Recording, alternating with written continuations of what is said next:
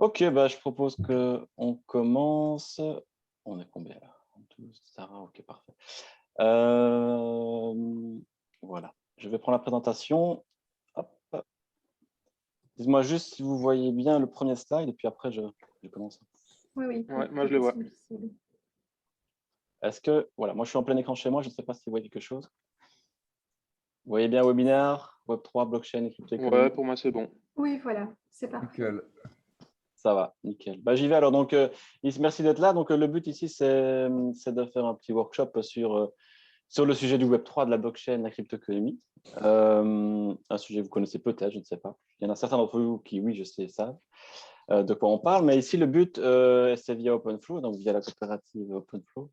Je vais vous l'expliquer, mais c'est de faire un petit état des lieux, de partager un peu la connaissance qu'on en a. Ce sont des domaines qu'on connaît hein, via certains entrepreneurs, dont Harold qui est là mais qui est en réunion, donc il va peut-être participer. Alors, donc ici, ce que je vous propose, c'est quand même, donc j'ai quand même une bonne cinquantaine de slides, donc je vais quand même aller un peu, enfin, je vais essayer d'avancer. Donc, on va essayer de tenir le timing. Donc, on a déjà 10 minutes à quart d'heure de retard. Donc, le but, c'était de faire ça jusqu'à 1h15.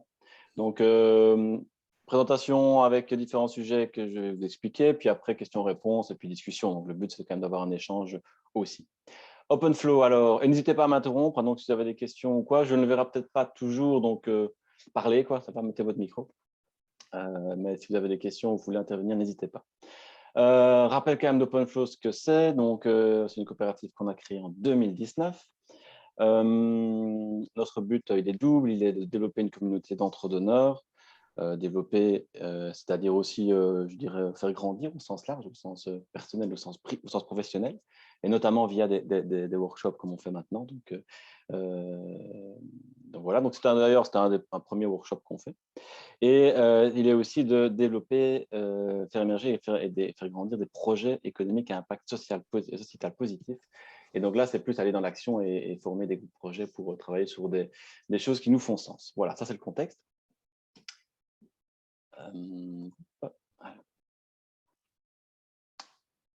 Quelqu'un a parlé, mais je n'ai pas entendu.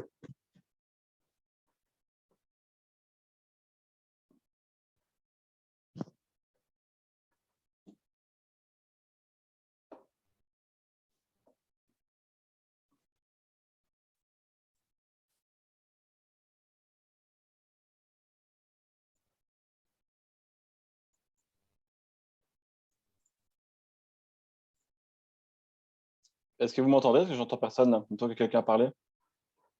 Si, on t'entend. Ouais, ça va, ok. Il y a quelqu'un qui a parlé, il me semblait, mais je n'ai pas entendu. Marc, j'entends bien, c'est clair, mais… On t'entend Micro de bien, qualité. Jean. Ok, il n'y a pas de questions, je continue alors. Ça me semblait qu'il y avait quelque chose. Ok, je continue. Donc, ici, ouais, c'est moi-même qui a préparé la formation. Donc, chez OpenFlow, donc nous deux, on est quand même fort actifs dans ce domaine-là. Donc, moi, je suis consultant. Et Harold, il a créé une société qui s'appelle B-Blockchain qui développe des solutions blockchain. Je vais remettre la présentation en plein écran. Harold, si tu m'entends, tu vas tirer quand tu veux. Alors, le schéma ici de la réunion, donc je dirais 3 objectifs. Essayez de savoir de quoi on parle. Donc, si à la fin de la réunion, vous savez de quoi on parle, ça sera bien. Le Web3, qu'est-ce que c'est? Parler un peu de technologie crypto pour que vous ayez en tête quelques concepts clés. Je ne vais pas faire une présentation technique du tout. Je ne suis pas ingénieur en informatique, je suis ingénieur mais pas en informatique. Donc, je ne vais pas rentrer dans l'explication des blockchains, de toutes les subtilités qu'il y a derrière. Ce n'est vraiment pas le but. Mon but, c'est vraiment de plutôt vous montrer des applications du monde crypto, du monde blockchain, voir ce qui se fait au jour d'aujourd'hui et vous montrer qu'il y a des choses qui se font aussi en voie de libre. Ça va. Donc après, le but finalement, c'est que vous fassiez un peu votre propre avis sur l'état de l'art. Il y a quelqu'un qui a son micro qui fonctionne pas mal. Je ne sais pas, je crois que c'est Olivier à mon avis. Je vais te couper. Oui, désolé, je coupe. Moi, je commande. Voilà. Donc voilà. Alors, commençons par le Web3. Donc oui, mon schéma. Donc Web3, technologie crypto, état des lieux. Donc c'est avec des exemples que j'ai classés en 3 domaines quand même. Donc il y aura tout ce qui touchera à la crypto-monnaie, la crypto-économie. C'est vraiment ce qu'on entend au niveau des médias, etc. Mais je ne vais pas trop m'y attarder, même si c'est important. Mais mon but n'est pas du tout de vous parler de crypto-monnaie, mais plutôt de parler d'applications grand public et d'applications B2B, ce que j'appelle B2B, c'est-à-dire plutôt orientées professionnels et industrie, qui sont des sujets voilà, qui me paraissent importants et j'avais envie de vous transmettre un peu ce qu'on savait là-dessus. Voilà, et puis on conclura avec les questions-réponses. Alors, le Web 3. Le Web 3, donc, globalement, il y a un Web 3 parce qu'il y avait un Web 2 et un Web 1. Le Web 1, c'est le Web qu'on a tous connu, et je pense qu'on est suffisamment vieux ici pour l'avoir connu. C'est le Web de Netscape, on voit le logo de Netscape ici, donc c'est le Web statique, typiquement statique. C'est le fait de consulter une page, et puis c'est tout. Le Web 2, c'est le Web qu'on connaît actuellement, donc c'est le Web des plateformes, c'est le web des réseaux sociaux, où il n'y a pas seulement une information statique qui est là, mais il y a un échange possible, et c'est typiquement les réseaux sociaux, les Facebook et autres. Et le Web 3, qu'on peut appeler Web de la valeur, c'est le Web qui est possible par les technologies blockchain, une technologie crypto au sens large. C'est le web où la donnée devient unique, enfin possiblement unique. Et donc ça change quand même fondamentalement le type de web qu'il y a derrière. On va un peu développer. Alors, il y a une multitude d'articles, de vidéos qui nous expliqueront ce que c'est le Web 3, mais moi ici, je l'ai résumé comme ça. Donc, le Web 3, c'est quoi? C'est l'Internet actuel, le Web 2 qu'on connaît, mais dans lequel on introduit la rareté numérique. Alors ça, c'est vraiment essentiel. Et le premier exemple de rareté numérique, c'est le Bitcoin, clairement. C'est vraiment typiquement la première application qui a été développée et qui a prouvé qu'il était possible de faire des objets uniques sur Internet, donc dans un monde virtuel. Donc ça, c'est vraiment un élément clé. Le deuxième élément clé, c'est le fait de tokeniser, comme on dit. Donc token, c'est jeton, c'est de pouvoir créer des jetons. Un Bitcoin est un jeton. Et que ce jeton, encore une fois, peut être identifié de façon unique. Donc ça, cette notion de tokenisation est très importante. Et la troisième, je dirais, propriété vraiment fondamentale aussi, c'est le fait qu'il est possible de programmer cet Internet de la valeur et d'algorithmiser, comme on dirait, je dirais, comme de mettre des algorithmes qui vont pouvoir manipuler ces tokens ou ces objets uniques. Et quand vous faites ça, vous avez ce qu'on appelle le Web 3, enfin moi, ce qu'on appellerait communément le Web 3, si je simplifie très fort, mais ce qui change fondamentalement l'Internet, voilà, la façon d'interagir avec cette chose qu'on a appelée Internet. Ici, un petit tableau que je trouvais assez parlant aussi pour aller un tout petit peu plus loin dans le descriptif du web. Donc, le Web 1, si on a cette matrice à double entrée avec le Web 1, colonne 1, Web 2, Web 3, si on regarde en termes d'interaction, oui? Non, tu veux bien mettre ça en plein écran parce que c'est tout petit. Ah, je suis en plein écran, moi, je ne sais pas comment faire autrement. Alors, attends, on va faire comme ça. Hop. Là. Je vais juste quitter le mode plein écran, alors je vais peut-être prendre le PDF, alors. C'est peut-être plus facile. Désolé pour ces petits couacs ou quoi, mais c'est la première fois qu'on le fait, donc on va apprendre. Hop. Alors, je fais comme ça. Je vais prendre le PDF. Je vais aller slide par slide dans le PDF. Oui, je ne l'ai pas dit, mais je vous transmettrai tout ça, d'accord? Donc, j'ai vos emails, donc vous aurez le slide. Ça va avec les références, ne commencez pas à noter, ce n'est pas nécessaire. Je vais juste arrêter le partage et reprendre le partage.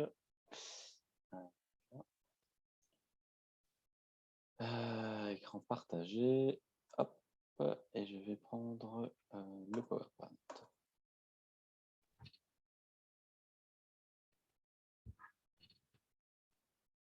Est-ce que ça change quelque chose? Oui, c'est bon, merci. C'est mieux? Ok, parfait. Parfait.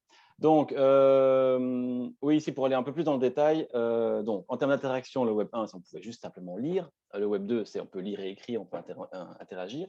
Et le Web 3, on peut lire et écrire, comme maintenant, mais on peut posséder. Donc, là, il y a cette notion de, vous avez un token, s'il est à vous, il est à personne d'autre. Donc, ça change assez fort la donne dans les business models et dans la façon d'interagir avec ce type de web-là. En termes de médias, c'est du web statique, du texte statique. On avait le contenu interactif pour le Web 2. Et pour le Web 3, on arrive à cette notion d'économie virtuelle, qui est fort à la mode pour l'instant. Donc, c'est tout ce qui est métavers, si vous avez entendu ce mot-clé, ce mot buzz. C'est l'économie virtuelle et cette possibilité d'avoir un monde virtuel d'un autre calibre, je vais dire. Ensuite, en termes d'organisation, pour au niveau plus professionnel, il y avait les sociétés qui avaient leur page web au début. Après, l'économie 2, c'est typiquement l'économie de plateforme, c'est les GAFAM, c'est les Amazon, c'est les Facebook et autres. Le Web 3 revient un peu à une notion de web initiale avec un focus qui est vraiment maintenant placé sur tout ce qui est réseau et écosystème. Ça change fondamentalement les possibilités en termes d'organisation de réseau et d'écosystème. Les infrastructures techniques, il y avait le Web 1, c'était le PC, Microsoft, etc. Le Web 2, c'est la notion de cloud et tout ce qui est notion mobile qu'on utilise actuellement. Et le Web 3, en termes d'infrastructure, c'est le cloud, mais blockchainisé. Donc, la technologie blockchain, qui est une technologie parmi d'autres, permet je dirais, d'avoir l'infrastructure nécessaire pour mettre en place tout ce dont je viens de parler.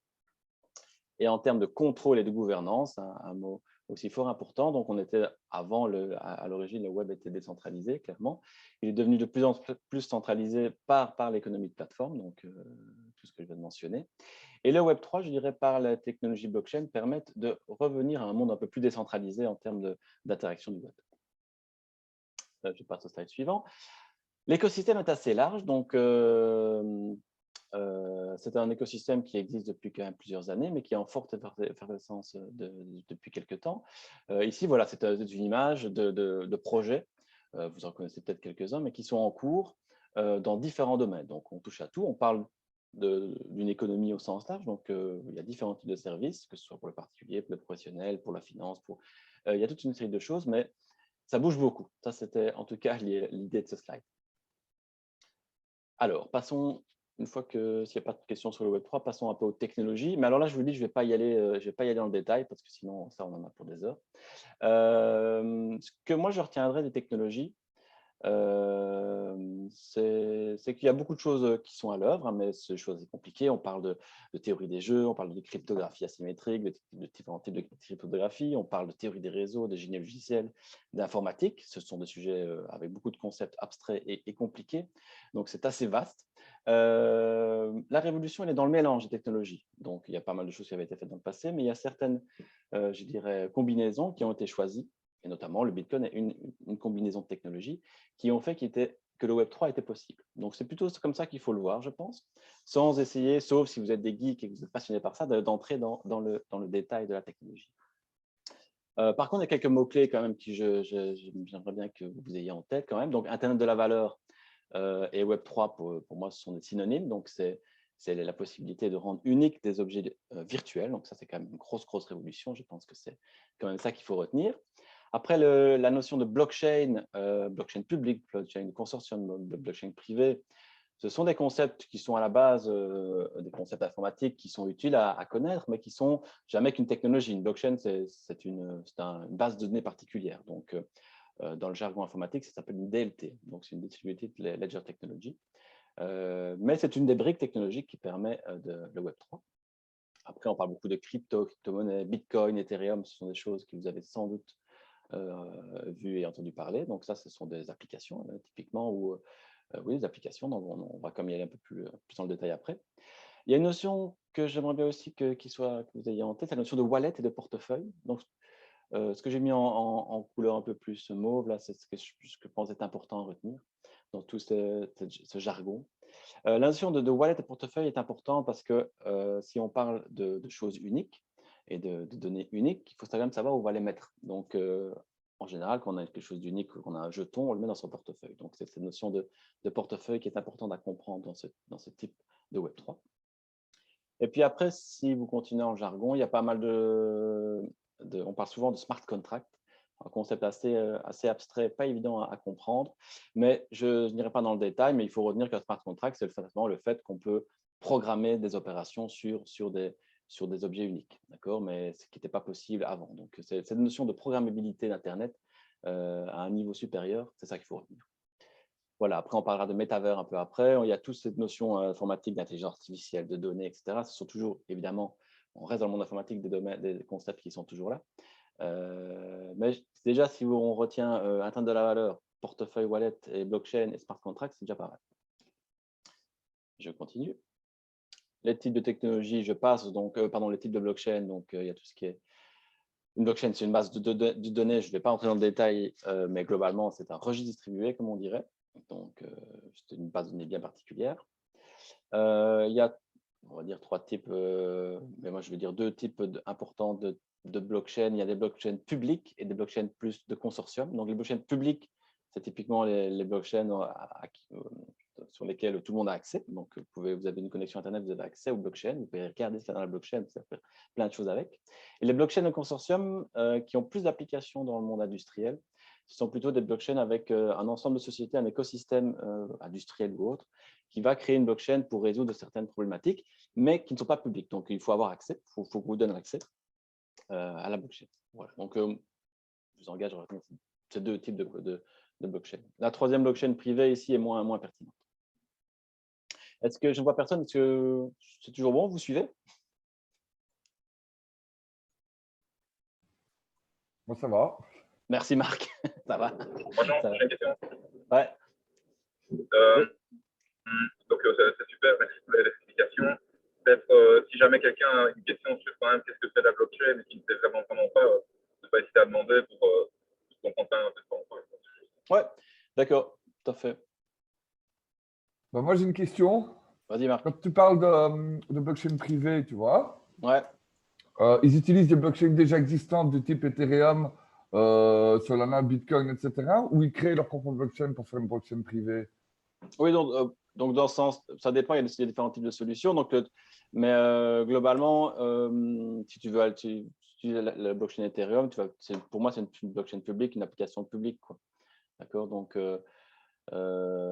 si tu veux, en général, ça dépend de quel est ton besoin, mais tu peux développer une blockchain propre avec de technologies IBM ou autre, mais qui ne va pas être sur Ethereum ou sur des blockchains publiques.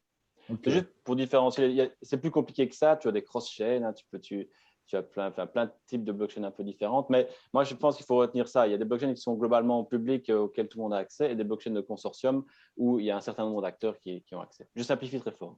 Ok, pas de souci, tant mieux. D'accord. Ok, j'avance. Portefeuille. Donc, comme je disais, c'est quand même important de comprendre cette notion de wallet. On dit wallet hein, dans le Web3. Pour savoir finalement s'il y a des données uniques, hein, si un jour vous avez, c'est pas moi, une œuvre d'art unique numérique, où est-ce que je vais la mettre? Donc, typiquement, dans votre portefeuille numérique, c'est l'intérêt du portefeuille numérique. Alors, il y en a plein. Il y a différents types de portefeuilles. Et là, encore une fois, je ne vais pas vous expliquer un type et l'installer pour vous. Mais il faut savoir ce que c'est dans le concept et savoir qu'il y en a différents types. Donc, il y a des portefeuilles en ligne qui se mettent dans le navigateur. Donc, le plus connu, c'est MetaMask.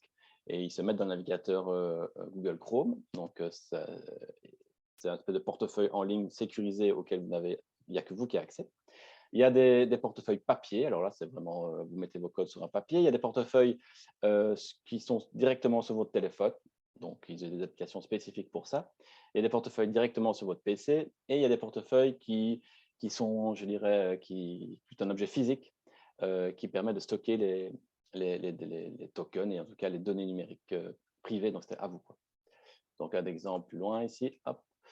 Ah oui, très important aussi. Donc, il faut comprendre qu'il y a différents types de blockchain et un wallet peut, je dirais, stocker des données de différents types de blockchain. Mais par exemple, pour la blockchain Bitcoin, qui est la plus connue, voilà une série de fournisseurs, je dirais, de wallets, de portefeuilles, qui permettent de stocker des bitcoins, ou en tout cas des tokens qui viennent de la technologie Bitcoin. À droite, pour la blockchain, une autre blockchain publique qui s'appelle la blockchain Ethereum, il y a d'autres types d'autres ou des wallets similaires, comme MetaMask ou autres, qui permettent de stocker les données. Voilà, je vais aller un peu plus loin. Alors, comme je disais, je vais diviser les applications blockchain actuelles en trois. Donc, il y aura d'abord tout ce qui touche à la crypto-économie et aux crypto-monnaies, vraiment les choses qui sont connues. Donc, je ne veux pas trop m'étendre, mais il faut quand même expliquer parce que c'est quand même ces applications clés. Après, il y aura les applications plus, je dirais, ce que j'ai appelé grand public. Et puis, en trois, les applications plus industrielles. Alors moi, j'ai appelé ça l'arbre qui cache la forêt parce que ça, ça cache un peu toutes les autres possibilités des technologies du Web3. On ne peut pas faire une présentation sur les crypto-monnaies sans parler du Bitcoin, évidemment. Donc, le Bitcoin, il faut le comprendre comme la première application blockchain réussie du Web3.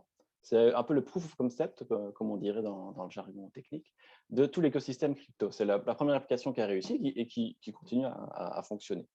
Donc, vous en avez entendu parler. Il y a différentes, on peut dire des centaines de choses sur le Bitcoin.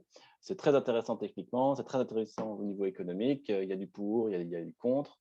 Moi, je vous engage à regarder le documentaire d'Arte qui est sorti le mois passé, qui est vraiment très, très bien sur le Bitcoin, donc qui retrace un peu l'historique de création du Bitcoin et son développement. Donc, il a été créé en 2009.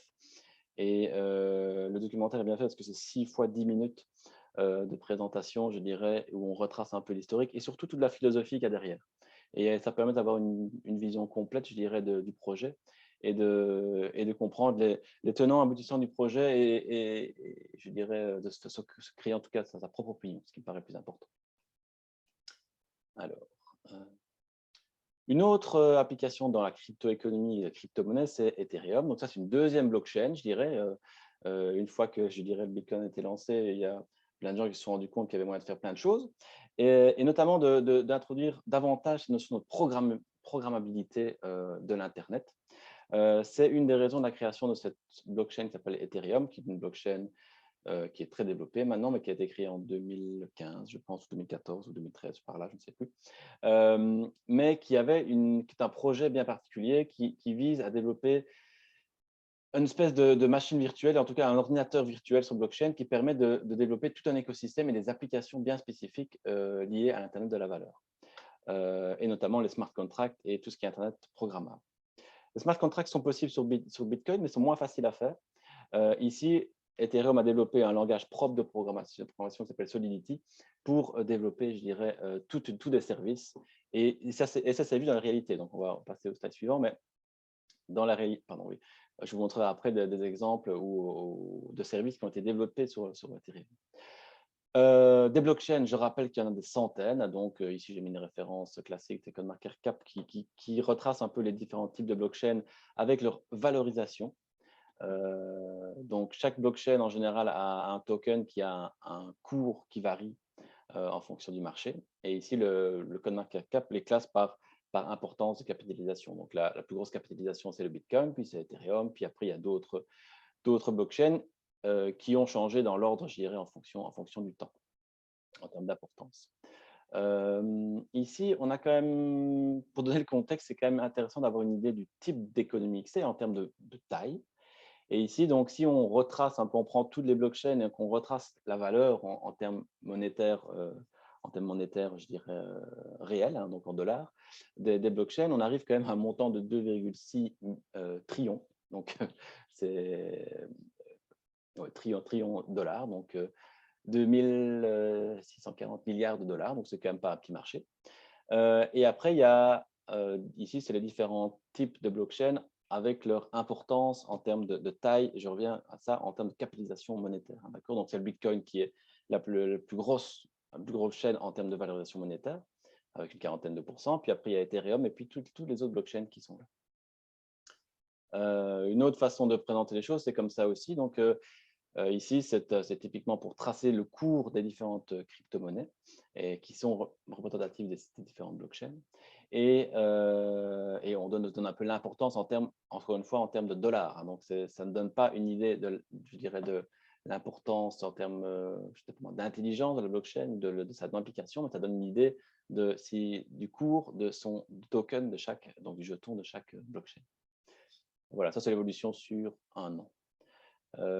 Ça varie très fort. Je vais pas... Oui. Oui, oui.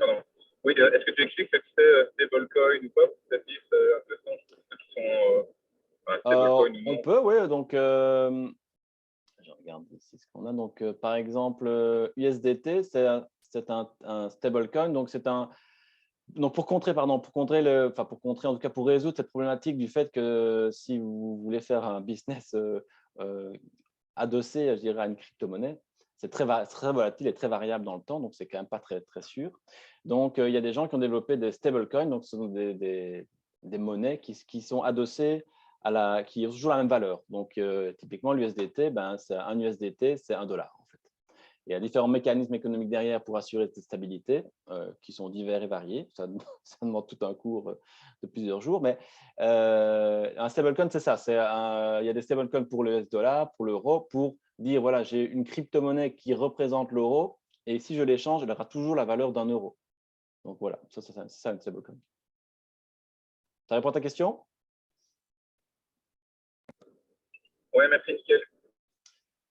Voilà, je vous aurai les slides. Donc, ici, c'est pour vous donner un peu les variations d'importance des différentes blockchains. Donc, il faut quand même retenir que les plus grosses blockchains en termes de variation de prix, ça reste le Bitcoin, ça reste l'Ethereum, dans les proportions que j'ai mentionnées au-dessus et qui sont ici.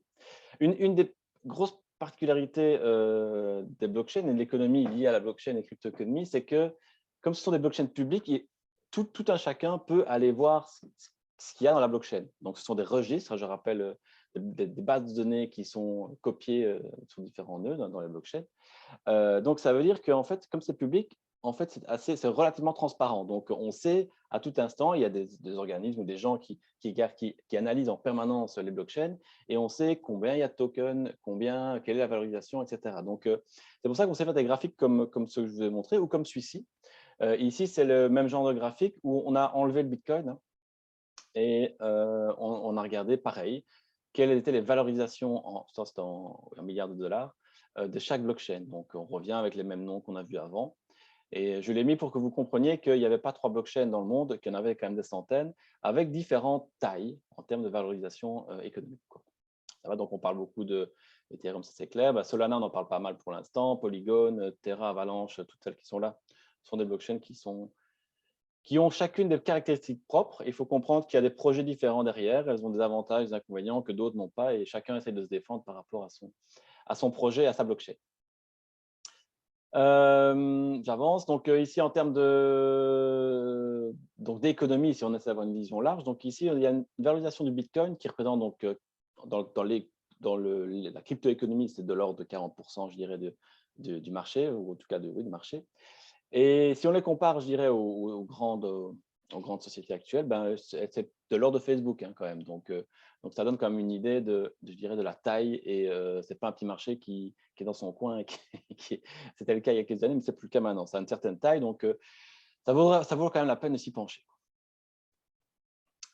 Voilà, ça je passe. Voilà, alors où est-ce qu'on en est dans cet écosystème, en tout cas dans cette économie crypto? Ça, c'est toujours difficile à dire. Moi, je crois qu'on est plus ou moins où il y a la flèche bleue. Donc, ça, c'est un graphe qui date de 2010 en termes je dirais, de valeur et en termes de diffusion, je dirais, de cet écosystème au niveau mondial. On est tout doucement, on commence à grimper. Je dirais, il y a de plus en plus de monde qui connaissent l'économie, il y a de plus en plus de monde qui commence à voir un peu ce qu'on peut faire avec. Et il y a de temps en temps des buzz, comme le métavers, dont on va parler, qui font que de plus en plus, ça avance, quoi. Donc, c'est une économie qui arrive. Alors, les applications, grand public. Ici, ce que j'ai voulu faire, c'est vraiment des choix de quelques applications pour vous montrer concrètement ce que ça change en termes d'applications. C'est difficile de catégoriser les types d'applications. J'ai repris un peu ce qu'une société française avait fait en termes de cas d'usage et catégorisation des applications grand public. Il y a tout ce qui concerne ce qu'on appelle la DeFi. C'est vraiment le gros bloc qui est très lié à ce que je viens de raconter avant et qui concerne la finance décentralisée. Donc, DeFi, c'est Decentralized Finance, donc finance décentralisée. Il y a toute une série de services qui étaient théoriquement possibles, mais qui sont maintenant en pratique, qui sont utilisés sur les blockchains. Ça, on va un peu en parler. Il y a tout ce qui concerne l'identification, je ne vais pas trop en parler, l'identification et justement le fait que si vous avez un actif donc un jeton, un tableau numérique, quelque chose de virtuel qui est à vous, il faut quand même qu'on soit quand même sûr de vous identifier correctement. Donc, il y a toute une problématique technique par rapport à ça. Il y a tout ce qui touche la tokenisation et les NFT. Moi, je mets ça plus ou moins dans le même sac. C'est tout ce qui concerne le fait de rendre unique des objets virtuels. Et tous ces problèmes de certification qui vont avec. Mais des exemples, ça sera mieux. Alors, quelques slides sur la finance décentralisée. Ça peut être très, très technique parce que là, on mélange la technique et de la finance. Donc, ça peut être déjà de très haut niveau. Mais il faut comprendre que la blockchain, et ici, on va prendre une blockchain particulière qui s'appelle Ethereum, permet de développer toute une série de services. On peut faire un parallèle entre l'Internet initial, où il y a des protocoles de transfert de données comme le TCP/IP qui ont été développés au cours du temps, qui ont permis de créer des choses comme des sites Internet, comme des réseaux sociaux, etc. Donc, c'est typiquement la même logique. Mais ici, dans le monde de la finance, donc la blockchain, notamment Ethereum, permet de développer différents types de tokens sur lesquels on va pouvoir développer différents types de services. Et typiquement, ici, si on parle d'exchange, ce sont des marchés décentralisés, donc on appelle ça, donc des endroits où vous pouvez échanger des crypto-monnaies contre des actifs virtuels. Vous pouvez faire des services de prêt. Donc, en fait, vous pouvez faire tout ce que font les banques, en gros, tout ce qui est prêt. Hein, donc, ça, c'est possible aussi de le faire dans la DeFi de façon tout à fait autre que via une banque. Et puis après, il y a tous ces services financiers, en fait, au sens large, hein, que ce soit la gestion d'actifs, que ce soit les dérivés, etc. Et puis, si vous mélangez tout ça, vous avez des business models divers et variés. Globalement, qu'est-ce que c'est la finance centralisée? Sans rentrer dans le détail, c'est ce que je vous ai expliqué, mais sans une banque. Donc, le système financier traditionnel, c'est quoi? C'est vous et c'est moi. On a notre banque, on fait confiance à notre banque, il y a des systèmes d'échange qui font confiance à notre banque, et puis après, on peut échanger de l'argent avec des magasins ou des particuliers. Mais il y a toujours cette notion d'intermédiaire qui est la banque. Le système de finance décentralisé, de par la technologie, permet la blockchain de s'affranchir de l'intermédiaire, c'est-à-dire de la banque, et permet de développer des services équivalents, mais sans banque. Je ne vais pas rentrer dans le détail, mais globalement, ça permet ça, et de façon sûre et certaine. Et c'était théorique il y a quelques années, mais c'est vraiment pratique depuis 2-3 ans. Si on fait un parallèle entre la finance traditionnelle et la finance décentralisée, la finance traditionnelle se reporte sur des notions de comptes gérés par des banques, hein, donc des registres, des comptes, des taux de change, des notions de dette, de dette entre banques ou entre de particuliers à banques, et les notions de propriété classiques. La finance décentralisée permet de faire pareil, mais est basée sur une autre technologie qui est typiquement la technologie blockchain.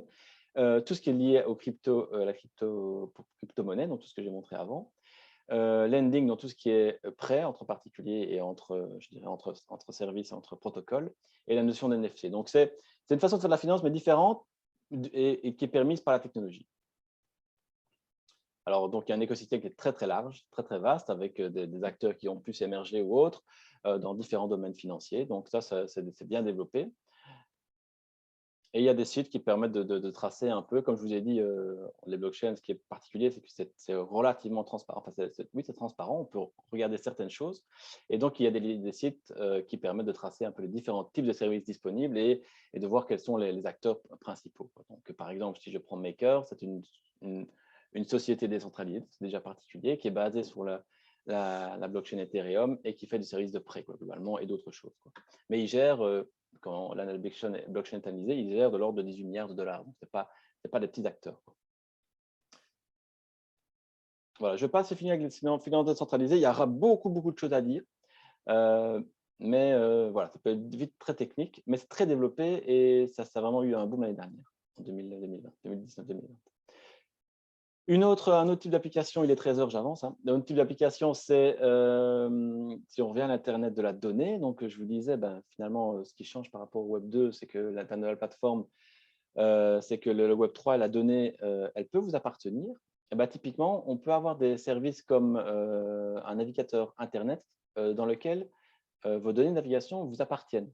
Et qu'est-ce que ça change? Donc, ça change typiquement les business models des serveurs, ou en tout cas des moteurs de recherche, ou en tout cas des serveurs Internet, ou des navigateurs Internet. Donc, jusqu'à présent, si, je dirais, vous voyagez sur un site et que Google vend vos données à des publicitaires, c'est Google qui récupère l'argent, si je simplifie très fort, du publicitaire. Ici, il est possible de mettre en place un service inversé où la donnée vous appartient et vous êtes récompensé finalement. Si on vous contacte, on vous envoie une pub parce qu'on sait que vous allez sur tel ou tel site, finalement, ce n'est pas Google qu'on paye, c'est vous. Donc, il y a un navigateur qui s'appelle Brave qui permet de faire ça. Voilà. C'est un exemple, je dirais, d'autres applications que les crypto-monnaies. Un autre exemple dont on a beaucoup parlé, c'était au premier semestre de cette année-ci. Donc, c'était tout ce qui est le marché d'œuvres d'art, donc les NFT. Donc, NFT, ça veut dire Non-Fungible Token. Typiquement, donc c'est un objet numérique unique dont vous pouvez avoir la possession. Donc, il y a eu, Christie a mis aux enchères une œuvre d'art qui était exclusivement numérique, donc c'est ceci. Et elle s'est quand même vendue à 69 millions de dollars. Donc, c'est quand même pas rien. Et donc, il y a quelqu'un qui l'a acheté et qui en a la possession, comme il aura acheté un tableau de quelqu'un.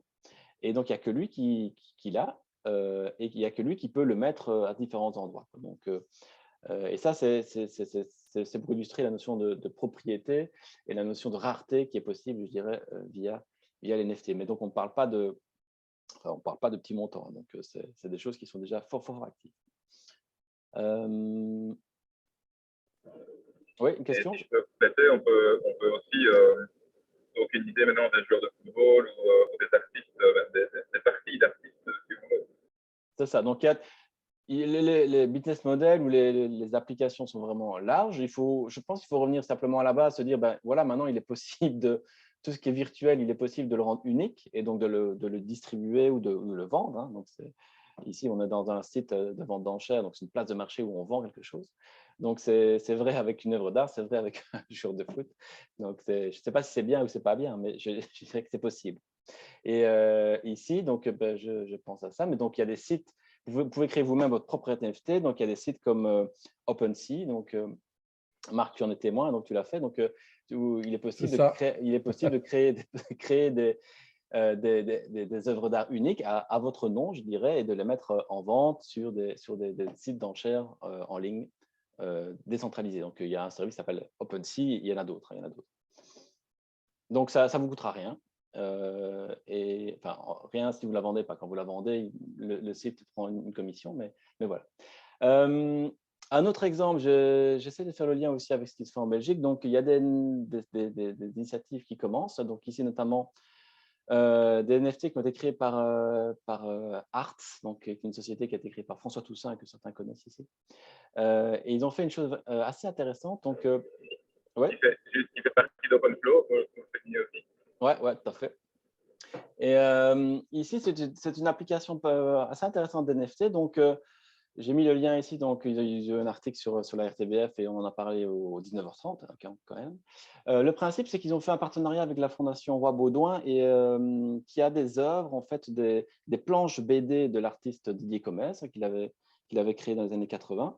Des planches, voilà, des grandes planches BD en noir et blanc, qui devaient être restaurées. Et pour financer la restauration de ces planches originales, ils ont créé des copies physiques et des NFT de ces œuvres. Et ils les ont vendues, je dirais, dans le monde réel. Enfin, ils ont fait une combinaison. Ils ont vendu une copie et le NFT unique. Donc, ils ont chaque fois créé une espèce de série limitée, voilà, qu'ils ont vendu pour pouvoir finalement payer la restauration de ces œuvres-là. Je vous invite à regarder le reportage, c'est assez bien expliqué. Donc, ça se fait assez bien. Et gardez bien en tête ce Arts, hein, parce qu'il y a un lien avec la slide suivante. Donc, il y a une autre société qui est wallonne aussi, hein, qui s'appelle Logion ou Logion. Ce sont des développeurs qui ont créé un autre service base pour le Web3 qui, lui, s'attaque à tout ce qui touche à la protection juridique d'actifs numériques. Parce que c'est bien d'avoir des actifs numériques ou je sais pas moi, d'avoir une belle œuvre d'art au numérique, mais il y a quand même, si vous achetez une œuvre à 60 millions de dollars, je pense que vous avez envie d'avoir quand même un peu de protection qui se rattache au monde réel. Donc, eux, ils ont créé un service qui met en relation, qui crée une blockchain spécifique pour je dirais, ils appellent ça donc des legal officers, donc c'est tout ce qui est juriste, hein, des juristes ou des huissiers, qui vont certifier que les œuvres d'art qui sont numériques, les NFT, sont bien, je dirais, réelles, c'est une façon de parler, mais qu'elles sont certifiées comme étant, elles vont certifier l'œuvre d'art en elle-même et le possesseur. Et donc, eux, ils ont fait un partenariat justement avec Arts, justement par rapport aux planches qui étaient vendues en NFT pour certifier que ces planches NFT étaient bien réelles et que ce n'était pas une arnaque, simplement. Donc, ça, c'est vraiment la combinaison de deux initiatives wallonnes, c'est intéressant, liées aux applications blockchain.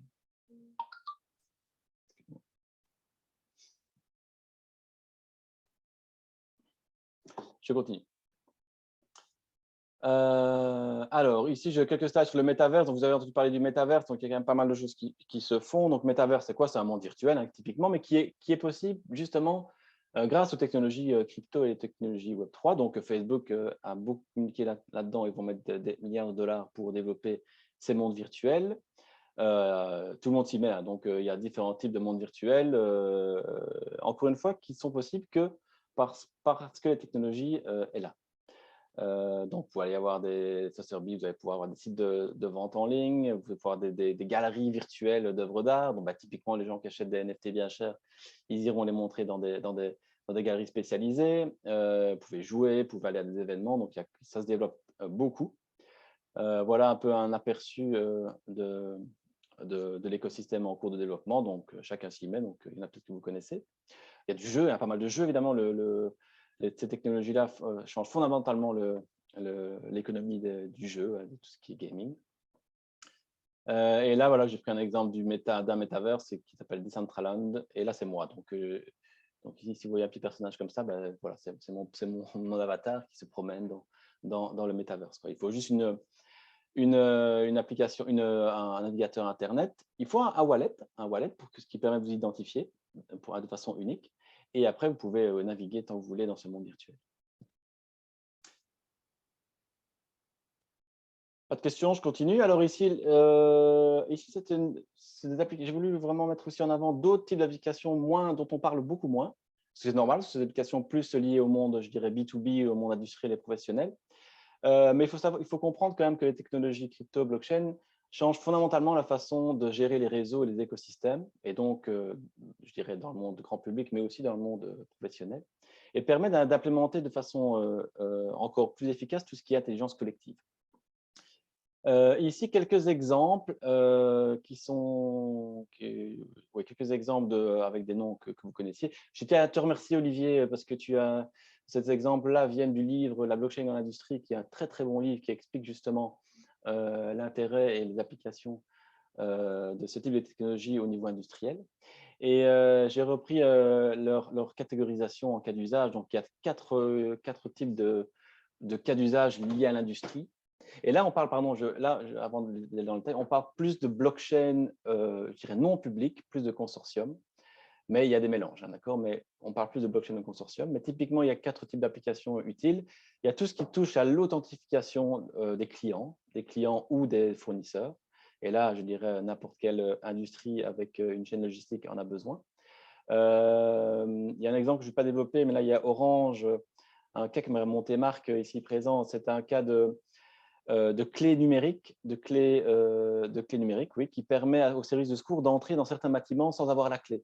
Et donc ça, c'est possible via des technologies blockchain. Donc ça vaut la peine, c'est développé par Orange.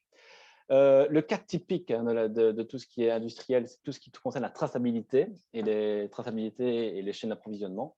Donc là, je dirais à BNBF, je vais vous montrer un exemple. Renault, je vous montre un exemple. Après, tous les autres, ce sont des gens d'autres secteurs.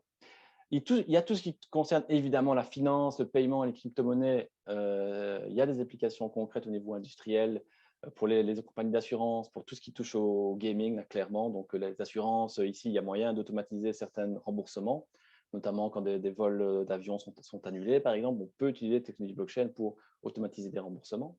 Dans les jeux, ce que je vous disais, c'est que ça change très, très, très, très fort les business models parce qu'il est possible maintenant, si vous avez, je ne sais pas moi, vous jouez à un jeu de chevalier, d'avoir une armure unique et que vous allez acheter, mais qui est que à vous.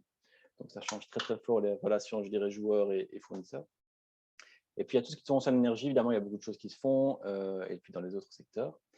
Et alors, donc, la 4e application typique, c'est tout ce qui concerne la certification, enfin, la collecte de données et la certification de données.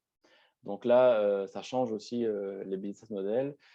Sanofi fait ça pour tracer des résultats de tests, des choses comme ça. Tout ce qui est médical, là, en termes de traçabilité, en termes d'identification et de certification des données, collecte de données, là, il y a beaucoup de choses aussi qui se font. Mercedes l'utilise pour des contrats. Et ici, on revient avec un Xbox et tout ce qui est gaming. J'avance. J'ai 3 exemples ici pour un peu illustrer ça. AB InBev, donc ça, c'est typiquement un exemple de traçabilité. Il est possible, via la technologie blockchain, de savoir d'où vient votre bière. Donc, typiquement, ici, c'est une lef, il faut des lefs. Vous scannez un QR code qu'il y a sur la lef que vous buvez et vous pouvez, de façon sûre et certaine, savoir où elle a été brassée, de quelle coopérative elle venait et de même de quel champ elle venait. Tout ça, parce que tout ça peut être enregistré et tracé dans la blockchain de façon sûre et infalsifiable. Donc, après, une blockchain… Si je Oui, peux, ouais, si je peux compléter avec un exemple, il y a aussi avec, par exemple, tout ce qui est trafic de diamants, il y a des blockchains qui sont créées pour voir sur la traçabilité de diamants et du coup, en tant que consommateur, pouvoir choisir ce qui est plus fair trade ouais, clairement. de l'illégalité. C'est une des applications.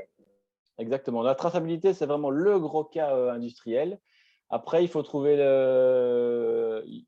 bonnes, enfin, je veux dire, la bonne façon d'implémenter tout ça. Une blockchain n'est jamais qu'une base de données. Donc, si vous mettez n'importe quoi dans la blockchain, ça restera n'importe quoi dans la blockchain. Donc, il faut être sûr que ce qu'on met dans la base de données est bien sûr et certain. Donc, ça demande… Oui. Oui, non, c'est moi avec la voiture, c'est difficile de savoir quand je peux parler. Si au tout début, évidemment, le diamant qu'on met vient quand même d'un endroit qui est produit illégalement, la toute première fois qu'on l'inscrit dans la blockchain, évidemment, c'est ça qui est important. Donc, comme tu dis, c'est important de savoir quelles blockchains sont sûres. Voilà. De ma connaissance, de mon expérience, il est clair que tous ces projets blockchain au niveau industriel requièrent d'être bien pensés. Donc, il y a un gros travail technique, clairement, mais un gros travail, je dirais, de gestion du changement, d'excellence opérationnelle au sens large, de consultance, clairement, pour mettre en place les bonnes choses et pas faire n'importe quoi avec la technologie. Ça, c'est clair. Alors, un autre… Donc, j'ai pris celui-là, j'ai pris ces exemples-là. C'était arbitraire, mais c'est parce que InBev, c'était chez nous. C'est aussi pour mettre en avant deux sociétés. Fujitsu, qui est une société internationale, mais il faut savoir qu'ils ont toute cette traçabilité a été développée à Leuven, donc, et que tout le département blockchain, enfin une bonne partie du département blockchain de Fujitsu est en Belgique. Donc voilà, il faut quand même savoir.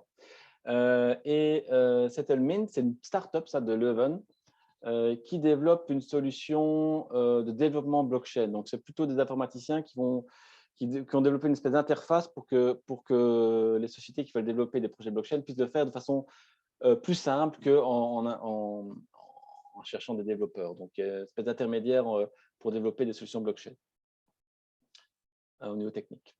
Ici, j'ai mis en avant un exemple wallon, donc c'est Block0.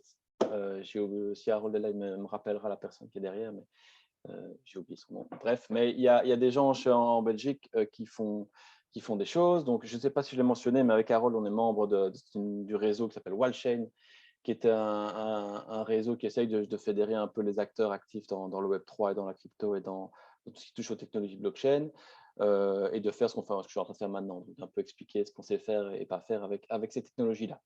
Mais voilà, Block0 est un des acteurs et qui a développé des solutions essentiellement ici, je vois de traçabilité diverses et variées pour tracer des mangues, ça c'est une chose. Ou alors ici, ce qui arrive quand même tout doucement aussi, c'est qu'il y a besoin de tracer tout ce qui concerne, je dirais, l'impact écologique des choses que vous achetez. Donc là, il y a des je dirais, des grosses opportunités en termes de traçabilité, je dirais, de l'impact sociétal et l'impact écologique, etc. Donc, la blockchain permet de certifier certaines choses. Cet exemple-ci, je ne vais pas aller dans le détail, il est très complexe, mais c'est un exemple industriel de réutilisation d'eau. Donc, il y a de l'eau industrielle qui est réutilisée et qui est réinjectée dans un espèce de marché secondaire avec toute une série d'acteurs. Et la blockchain permet de rendre possible, je dirais, ce marché secondaire et de rendre possible la traçabilité. Donc, je vais en parler de détail parce que c'est compliqué, mais il faut retenir que c'est multi-acteurs. Donc, le cadre, je dirais, bien pratique au niveau industriel, c'est quand vous devez gérer des partenaires qui n'ont pas l'habitude de travailler ensemble ou qui ne veulent carrément pas travailler ensemble. Donc, c'est assez approprié pour ça. Et le dernier cas que je voulais vous montrer, parce qu'il est quand même 1h15, je parle beaucoup, c'est un cas que je trouvais fort intéressant qui concerne l'industrie automobile et qui est développé par Renault et qui cherche à rassembler l'ensemble de l'écosystème des fabricants, je dirais, de composants de voitures et qui fournissent Renault et qui vise à développer une blockchain de compliance, comme ils disent, et de conformité, qui permet, en fait, au lieu de remonter les informations de conformité et de compliance, vite et bien. Donc, vraiment beaucoup plus rapidement et beaucoup plus efficacement qu'avant.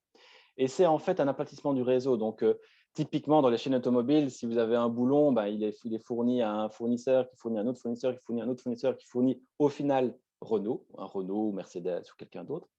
Tout ça, il y a une chaîne logistique qui est assez compliquée. Quand vous avez des obligations réglementaires que vous devez sortir vite et bien, je ne sais pas moi, le certificat de conformité du boulon, vous devez redemander à votre fournisseur, il doit redemander au fournisseur, puis encore redemander au fournisseur.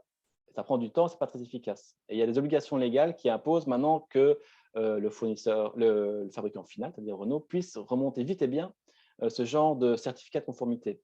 La blockchain est tout à fait adaptée à ce genre d'application. Et donc, ils ont mis ça en place et ils sont quand même assez loin.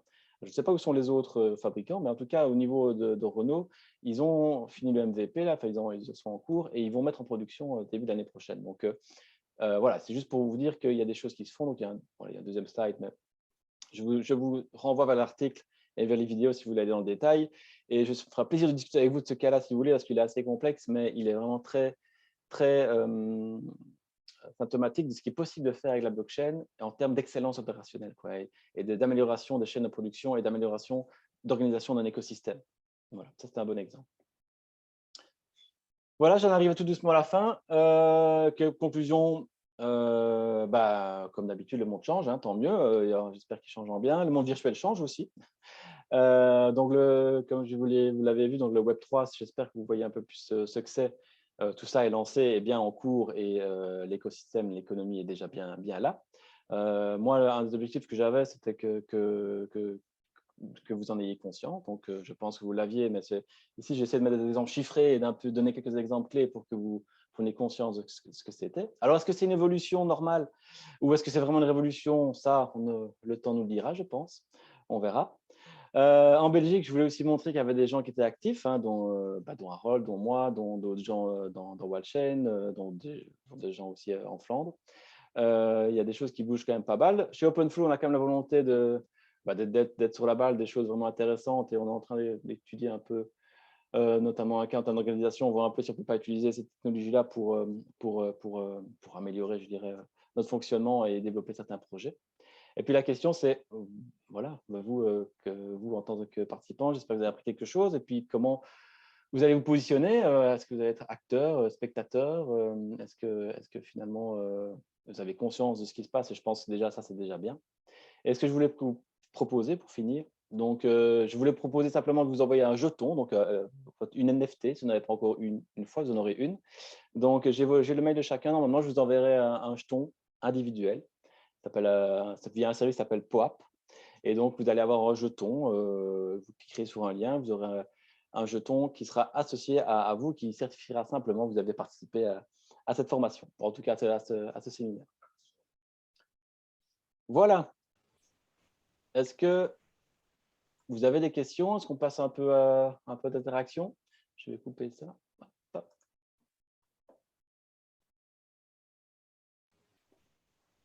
Harold, je ne sais pas si tu as des choses à rajouter. J'ai certainement oublié beaucoup de choses. J'espère que je n'ai pas dit trop de bêtises. Non, mais écoute, c'était très, très, très bien. Franchement, tu as bien présenté ça. Non, moi, à ce niveau-là, maintenant, s'il y a des questions sur les cas d'usage précis, on peut rentrer un peu plus dans le détail. Mais sinon, franchement, tu as très bien fait ça. Ok, merci. Moi, je voulais peut-être dire un truc. Déjà, je trouve que la présentation est super bien faite, super claire. Merci Jean, merci Harold. C'est aussi pour peut-être faire le lien avec OpenFlow. OpenFlow, c'est une organisation, donc une communauté dans laquelle évidemment on re-questionne ce qui est gouvernance, et que la blockchain, c'est un outil ou un moyen qui permet de décentraliser la confiance, le pouvoir, les décisions. Et donc, c'est entre autres un des éléments qu'on investit avec OpenFlow, token des monnaies virtuelles internes à notre communauté, par exemple, qui permettent éventuellement mettre en valeur autre chose que de l'argent, potentiellement des contributions, de la reconnaissance, etc. Et donc, depuis le tout début d'OpenFlow, on est intéressé par la blockchain par rapport à ce que ça ouvre de nouveau en termes de décentralisation. Et donc, Harold et Jean sont vraiment des gens assez calés là-dedans. N'hésitez pas si vous avez d'autres questions, si vous voulez creuser des points, ou bien si vous entendez des gens autour de vous qui ont des besoins, des questions sur la blockchain, c'est vraiment deux personnes qui peuvent faire rentrer dans l'écosystème et Ouais, tout à fait. Merci, Oli. Mais donc, comme je disais, on va s'appuyer sur Walshed en fonction des demandes. Donc, on ne sait pas tout. Et voilà, mais donc, ça bouge quand même pas mal. Donc voilà, c'est bien d'avoir des contacts, effectivement. Des questions ou des sujets à approfondir un petit peu, ouais.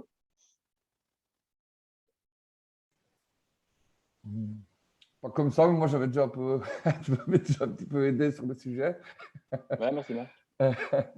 Mais oui, ben, les projets actuels, c'est beaucoup quand même de la traçabilité, mais il y a moyen de faire d'autres choses. Ouais, moi, la vision que j'ai, alors évidemment, je regarde moi plus la partie professionnelle que les NFT ou je dirais que la crypto-monnaie. Moi, l'intuition que j'ai, c'est que ça bouge quand même pas mal au niveau des applications industrielles et que ça permet essentiellement d'améliorer, je dirais, la gestion de réseaux et d'écosystèmes parce que c'est fait pour ça. Maintenant, ça implique quand même, comme je l'ai essayé de le montrer avec Renault, ça implique quand même une certaine complexité, quand même, il faut le dire. Et parce qu'il faut gérer un réseau, il faut mettre en place de la digitalisation, de la numérisation au niveau d'un réseau, il faut convaincre. Donc, il y a un gros travail, je pense, d'évangélisation d'abord, peut-être un peu sur la technologie, et surtout sur les possibilités et ce que ça apporte réellement, quoi. Donc, au niveau industriel, effectivement, la traçabilité, ça c'est clair que tout le monde sait et comprend qu'il y a des besoins. Maintenant, il faut trouver les bons cas où l'effort d'implémentation vaut la peine, quoi, clairement. Mais ce sera de plus en plus facile, hein, clairement. Il suffira, plus il y aura de gens qui auront mis en œuvre ce genre de projet, plus le concurrent voudra le mettre en œuvre. Hein, mais ça prend un certain temps. Ouais. J'ai une petite question, même si je sais que c'est impossible à répondre précisément, mais en termes de budget, ici, les exemples que tu as pris sont quand même souvent des grosses sociétés. Je sais que techniquement, enfin, créer une blockchain, c'est gratuit, mais créer correctement une blockchain, comme tu dis, c'est un coût de consultance, etc. C'est un coût qui chiffre plus ou moins, c'est quoi? C'est en milliers, dizaines de milliers, centaines de milliers d'euros? Je t'avoue que je n'ai pas une référence précise, mais si je regarde le projet Renault, c'est plusieurs dizaines de milliers d'euros. Hein. Donc, on s'attaque. Enfin, c'est vrai que les exemples que j'ai montrés ici, c'est chaque fois des gros groupes. En tout cas, les exemples qui sont. J'ai voulu prendre des exemples qui sont réels, je veux dire, qui sont appliqués, qui sont testés, qui sont là. C'est toujours des gros groupes. Enfin, toujours, souvent en tout cas. Il y a toujours une exception, évidemment. Mais, et si on regarde en termes. Forcément, parce que si tu dois mettre en place un outil pour gérer un écosystème, c'est multi-acteurs, il faut quelques dizaines de milliers d'euros pour rien que déjà pour organiser les réunions et faire que tout le monde se parle. Et puis après, pour mettre en place tout ce qui est IT.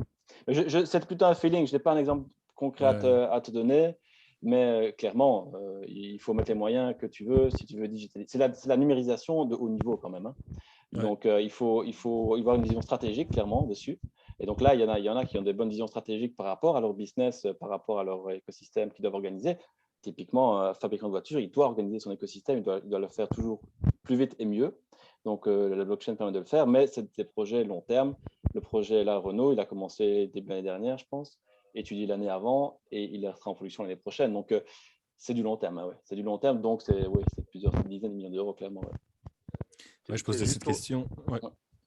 Oui, peut-être juste pour réagir par rapport au coût. Moi, je pense, enfin, quand on réfléchit à un consultant en IT, je pense on peut le tarifer au moins à l'ordre de 100 000 euros par an. Donc ça, c'est juste pour un ETP. Donc je pense même lors des 10 000 euros, c'est même relativement bas. Je pense que c'est plus lors de plusieurs centaines de milliers d'euros dans des grands groupes comme tu les mentionnes. Clairement. Si je peux compléter, oui. Donc, en fait, il y a deux solutions. Soit on utilise une blockchain publique et on sait exactement ce qu'on veut et on déploie en fait ce qu'on appelle un smart contract sur une blockchain existante. Donc, imaginons, je suis une grosse société, j'ai juste besoin d'automatiser certains flux de transactions. Donc, je vais créer un smart contract qui va faire que le wallet numéro 1 va agir de telle manière que le wallet numéro 2. Et après, je peux déployer mon smart contract pour on va dire relativement peu cher. Après, ce qui est compliqué, c'est de trouver des développeurs blockchain. parce que ça, c'est vraiment très, très rare. Déjà, en IT, en général, c'est compliqué. Alors ici, développeur Solidity qui a du background et qui a une bonne expérience, ça devient très compliqué et ça chiffre jusqu'à 120 000 par mois, en fait. C'est même pas par an, c'est par mois. Donc, ça devient très compliqué et c'est pour ça qu'aussi avec Wildchain, on met l'accent sur l'éducation, les formations qui sont encore inexistantes en Wallonie, mais qui sont en train d'être à gauche, à droite. Mais comme Jean l'a mis dans sa présentation, Nicosie, l'université de Nicosie, qui est, on va dire, une des premières universités à proposer des formations. Donc voilà, ici, nous, on le voit avec nos projets, c'est qu'on a du mal à trouver des experts, développeurs blockchain, quoi. Surtout qu'en plus, il y a plusieurs technologies. Donc, par exemple, ici, j'ai une demande pour un projet sur la blockchain Terra. Il faut que je trouve un développeur Terra, quoi. Donc, c'est assez compliqué pour l'instant. Ok, mais du coup, à ce stade-ci, ce n'est pas encore vraiment accessible aux TPE, PME, ASBL. Je parle de ça parce que notamment, moi, je trouve que ça pourrait être hyper intéressant pour les monnaies locales de passer On sur travaille la dessus. blockchain. Mais voilà, les monnaies locales, elles n'ont pas des budgets de fonctionnement énormes, quoi. Du coup, a priori, c'est encore trop tôt ou... Ouais, par rapport à ça, nous, on propose de numériser on proposera dans notre V2 de numériser les monnaies locales en quelques clics. Donc, en gros, nous, on a un système de ticketing. Ça crée en fait des NFT sur la blockchain. Et on peut aussi créer une monnaie locale. Donc, on met par exemple un total supply de, je sais pas moi, 1 million de Lumsu, si je prends la monnaie locale de Namur. Et grâce à ça, en fait, on va pouvoir l'utiliser via l'application mobile et ce sera enregistré sur la blockchain. Donc, il y a de plus en plus de solutions, on va dire, clés sur porte qui existent. Il faut renseigner. Et nous, notre rôle à BitBlockchain, non seulement on fait du développement, mais c'est très, très lourd de vouloir développer son projet blockchain. Donc, en général, on préfère orienter vers des solutions existantes qu'on va leur intégrer chez nos clients. C'est ce qu'on fait de plus en plus d'ailleurs. Et donc, par exemple, si c'est une monnaie locale, on a une solution. Si c'est un cloud décentralisé, on en a une autre. Et donc, on crée des partenariats comme ça, quoi. Ok, super. Mais ça se démocratise. On est vraiment en phase pour l'instant, enfin, à part les développeurs qui deviennent rares, mais les solutions clés sur porte, on commence à en avoir de plus en plus. Et puis après, ça dépend de ce que tu veux faire. Tu vois, si tu veux juste mettre un pied dans le monde de crypto, hein, il y a toute une série de services qui sont là et qui sont plus ou moins gratuits. Donc, ça dépend de ce que veut faire, je dirais, la PME. Hein. Si elle veut développer sa propre blockchain, ça oui, ça va prendre du temps, ça va être compliqué. Mais si elle veut acheter une crypto-monnaie, ça c'est assez facile. donc, ça dépend de son besoin. Ça dépend de ce qu'elle veut faire. D'ailleurs, ceux qui veulent créer leur propre blockchain publique, parce que privé, un consortium, c'est encore différent. En général, tu utilises un framework existant comme Hyperledger. Mais les blockchains publiques, on a déjà eu plusieurs projets où ils voulaient créer une blockchain publique, mais là, on leur dit, écoutez, d'abord, évidemment, on challenge leur projet, mais en général, ce qu'ils veulent créer, c'est qu'ils réinventent la roue et ils ne sont pas conscients de ce qui existe déjà. Donc, le mieux, c'est de créer on top, donc sur les layer 1, qu'on appelle ça, donc les blockchains existantes, autant créer ta spécificité sur ce qui existe déjà que de créer tout depuis, from scratch, une blockchain de A à Z, c'est très compliqué. C'est des projets qui prennent des années et qui coûtent des millions d'euros, quoi. Donc, quand on voit tous les écosystèmes existants, c'est des milliers de développeurs pour Ethereum et voilà, les autres écosystèmes, pareil. Donc, il ne faut pas que ça plante non plus parce qu'après, si on joue quand même avec des valorisations assez élevées, et donc s'il y a un problème dans le code, ça peut être une catastrophe, quoi. Clairement. Et pour rebondir sur ça aussi, moi j'ai envie de dire qu'à terme, je pense, hein, mais ça n'engage que moi, que toute cette technologie sera transparente, comme on le fait quand on navigue sur Internet. Donc, je dirais, il y a des business models qui sont développés sans savoir ce qu'il y avait techniquement derrière. Donc voilà, mais c'est quand même bien de savoir sur quelle technologie on se base, mais que finalement, il y a un moment, on pourra certainement s'affranchir du développement technique. Si je peux, moi j'ai deux questions de absolus débutants et qui vous feront peut-être rire, mais enfin voilà. La première, c'est on parle beaucoup au niveau des Bitcoin, de l'impact environnemental pour le mining. Est-ce que la blockchain, dans l'utilisation que vous avez décrite aujourd'hui, ces différentes utilisations, a ce problème-là aussi ou pas? Et la deuxième, c'est peut-être en termes très, très simples, expliquer en quoi les smart contracts, ça consiste et surtout en quoi ils sont smart par rapport à des contrats classiques. Ouais, Vas-y. je ne sais pas si tu veux. Ouais. À mon avis, on est un peu souvent avec ces questions. Sur l'énergie, ouais, j'ai souvent cette question-là. Mais en fait, la consommation énergétique du Bitcoin et donc plus généralement de la blockchain en proof of work. Donc ça, c'est le modèle de consensus de la blockchain du Bitcoin. Donc en gros, on peut comparer ça à une 2 chevaux. Donc le Bitcoin, c'est une blockchain, c'est une 2 chevaux, donc ça pollue beaucoup et c'est pas des plus performants. Mais par contre, on a les blockchains de nouvelle génération, donc les 2.0. Où on a déjà un nouveau consensus qui s'appelle le Proof of Stake et qui consomme 99,95% moins d'énergie que le Proof of Work. Donc, les solutions par rapport à l'écologie existent déjà. Par exemple, Ethereum est toujours en Proof of Work, mais va passer en Proof of Stake à partir de 2022, normalement, si tout va bien, courant mai-juin. Et donc, cet argument-là, évidemment, il est valable. Moi, je ne décris pas ça, on va dire les cris d'alerte des écologistes par rapport à Bitcoin, parce que bon, c'est une consommation qui est souvent comparée à des pays, mais il faut plutôt le comparer au système financier traditionnel. Par exemple, que consomme toute la chaîne de production et d'échange des dollars, par exemple, c'est beaucoup plus que le Bitcoin, bien entendu. Mais voilà, le Bitcoin, l'industrie du mining, donc ce sont les gens qui vont valider les transactions sur le réseau Bitcoin. C'est eux qui vont en fait utiliser de l'électricité et le transformer ça en Bitcoin, en fait, tout simplement par le processus de mining. En fait, ces industries-là sont de plus en plus obligées de se diriger vers les énergies renouvelables parce qu'elles coûtent moins cher. Parce qu'en fait, il y a un système de compétition entre les mineurs et celui qui paye cher son électricité va être moins compétitif et donc va devoir abandonner en gros son matériel et abandonner le mining. Et donc, c'est pour ça qu'on voit énormément de fermes de mining qui sont par exemple en Islande, qui utilisent la géothermie. On a le Salvador aussi avec la géothermie. On avait en Chine, vu que maintenant c'est interdit, le mining qui se déplaçait en fonction de la période des pluies ou pas. Donc, en période de pluie, ils déplaçaient tout leur matériel près des barrages pour réutiliser l'énergie hydraulique qui, à la base, était perdue. Cette énergie était perdue. Mais après, à côté de ça, on a aussi l'énergie du charbon qui était très peu chère en Chine. D'ailleurs, c'est pour ça qu'ils l'ont interdit pour des raisons écologiques. Ils utilisaient l'énergie du charbon pour miner. Et en fait, on avait aussi certaines villes qui avaient des pénuries d'électricité. Donc, c'est pour ça qu'ils ont un peu interdit le mining, ce qui est tout à fait logique. Donc voilà, je ne sais pas si ça répond à la question. Mais la question est vaste. Dire que la nouvelle technologie, où on remplace le proof of work par, je ne sais, le proof of, je n'ai pas très bien compris quoi. Le proof of stake. Proof of stake coupe la consommation d'énergie d'un facteur 1000, si j'ai bien compris, ou quelque chose comme ça.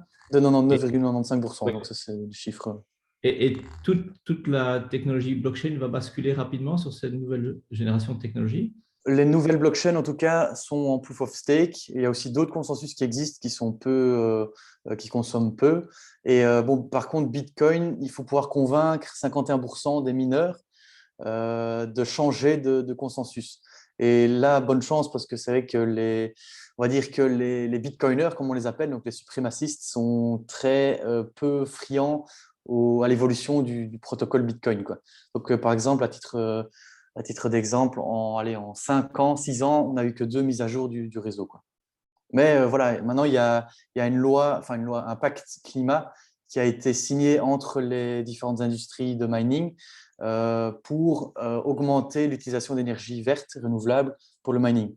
Donc, on est passé à l'époque de 30% en période de mousson, on va dire, en Chine, à maintenant, je pense qu'on arrive aux 60% d'énergie renouvelable. Donc, ça évolue très vite aussi. C'est une industrie qui évolue très vite.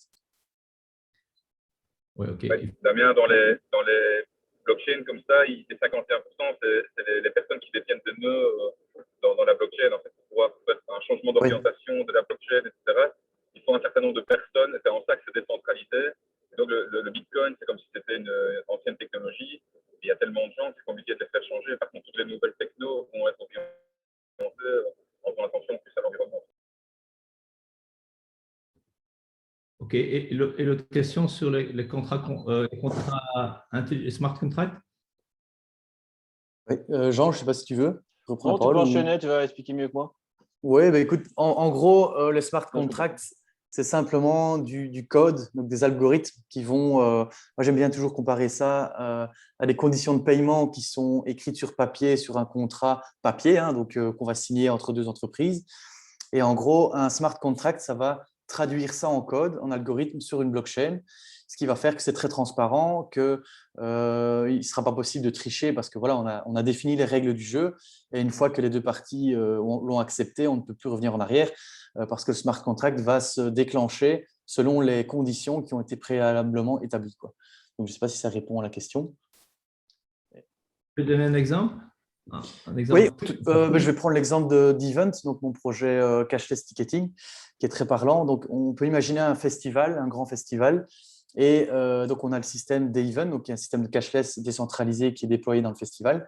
Ben, moi, l'organisateur, je vais proposer aux food trucks, donc ceux qui vont vendre de la nourriture sur le site de mon festival, au lieu de leur faire payer 20 000 € l'emplacement, ben, on va se mettre d'accord, parce qu'ils n'ont peut-être pas forcément la liquidité au départ.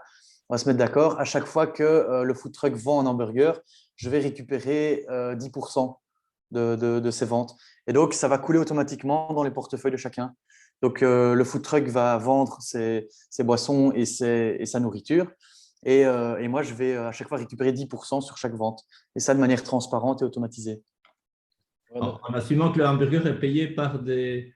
En cashless, du coup. En cashless, ok. En général, quand un festival, oui, en fait, il impose le paiement cashless. Donc, tout le monde est obligé d'utiliser le même système, quoi. Et pour rebondir, Super, merci. donc c'est vraiment donc c'est un principe particulier, hein, quand même. On dit souvent, c'est ce qu'on dit en anglais, c'est code is law, donc le code, c'est la loi. Code we trust. Donc ça a des applications très larges, hein, philosophiquement, etc. Mais ça veut dire que le code qui est écrit n'est plus modifiable, même par le créateur. Donc globalement, hein, si je simplifie. Un autre exemple que je donnerais, moi, c'est le prêt, hein. Si on regarde les services financiers, il est possible de faire du prêt entre personnes de façon sûre et certaine, quoi, sans se connaître. Donc, simplement, je te prête de l'argent et de façon virtuelle, évidemment. Enfin, il faut que ce soit des monnaies virtuelles, en tout cas crypto. Et on peut mettre en place toute une arborescence, toute une logique, je dirais, programmable, qui fait que je suis sûr que le contrat de prêt sera respecté. Oui. Et en fait, pour revenir sur le fait que les smart contracts sont immuables, si on veut changer, modifier le smart contract, on devra en re-signer un nouveau et laisser tomber l'autre, en fait, vu qu'on ne peut pas le changer. Et par rapport au prêt, ce qui est bien avec la technologie blockchain, la DeFi, c'est qu'on ne peut pas s'endetter. Donc, c'est-à-dire qu'on peut demander un prêt, mais il faut un collatéral. Et le collatéral, ça peut être des bitcoins, des Ethereum, peu importe les crypto-monnaies. Et ça va me permettre, imaginons que moi, je garde mes crypto-monnaies, je veux un prêt en euros, ben, je vais pouvoir faire un prêt en euros, mais mon collatéral sera mes crypto-monnaies. Et je ne pourrai jamais emprunter plus que ce que j'ai. Et en général, on peut emprunter quelque chose comme 40% du collatéral qu'on a mis. Mais je vais me faire l'avocat du diable, alors, Rolf, si tu permets. Ça veut dire qu'on ne prête qu'aux riches. Hein, donc, oui, pour l'instant, ça fonctionne comme ça, effectivement. mais voilà, mais ça permet de faire ça et ça peut quand même avoir quand même plein d'applications utiles. Oui. Mais après, voilà, effectivement, on ne prête qu'à ceux qui ont un collatéral assez mais ça dépend conséquent. Quel montant. Tu peux mettre un collatéral de 500 € ou de 1000 €. Oui, après, si tu mets 500 €, ben, tu peux emprunter que 100 balles. Mais ça c'est la grosse différence, c'est parce qu'il n'y a pas d'intermédiaire humain derrière. Donc, c'est la blockchain qui va te liquider si jamais tu ne rembourses pas à temps ou des choses comme ça. Ton collatéral va en fait être ponctionné ou carrément liquidé s'il y en a qui s'amusent à faire des effets de levier pour le trading. Ça, c'est un autre sujet. Mais c'est ce qui parfois crée des crises sur les marchés crypto. Mais par contre, j'imagine qu'il y aura des services plus tard qui pourront… donc, je pense par exemple, Avalanche. Il y a déjà des services qui proposent des flash loans où on peut en fait emprunter plus que ce qu'on a en collatéral. Mais alors, du coup, il faut, par exemple, hypothéquer sa maison, des trucs comme ça. Ce qui arrive aussi quand on fait un prêt d'hypothécaire. Hein, donc, Merci. Je voulais ajouter un exemple aussi, ce qu'on appelle les oracles. Où il y a moyen maintenant aussi de déclencher des contrats de manière automatique sur base d'informations qui viennent d'oracles, entre guillemets. Et un oracle, par exemple, ça peut être la température locale. Et donc, si on dit, par exemple, au-delà de 20 degrés, il y a une action automatique qui se déclenche, c'est l'oracle qui envoie l'information de il fait plus de 20 degrés à tel endroit.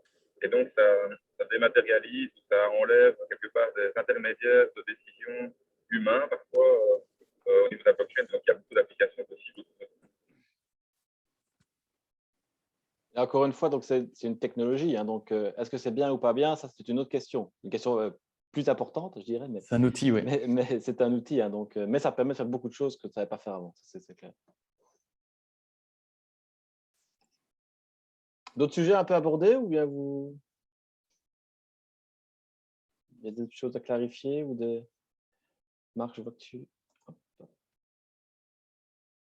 Ok, bah sinon je propose, donc je vous enverrai la Je vais aller. présentation. Oui, Ciao, ciao. Hein. Salut Oui, ciao, Jean. Marc, à bientôt. Au revoir tout le monde. Merci pour la présentation. pas de souci. Bah, donc j'enchaîne sur ça. Donc je vous enverrai la présentation à chacun. J'ai l'email de chacun. Voilà. Et je savais bien aussi, Jean. Ouais, pas de souci. Elle est sur le réseau OpenFlow. Donc, ah oui, top. et voilà, donc je ne sais pas si on fera un workshop après, on pourrait retravailler sur certains sujets.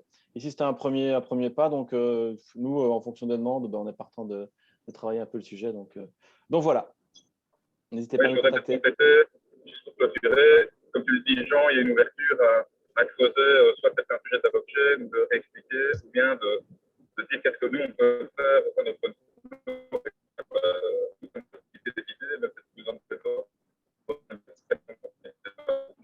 À nous en parler.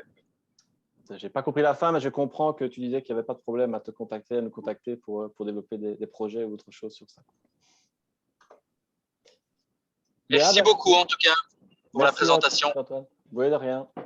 Merci, bientôt, tout le monde. très intéressant. Merci beaucoup. Salut. Merci, au revoir. Merci, bonne journée, au revoir. Merci. Bonne journée. Ciao. Merci.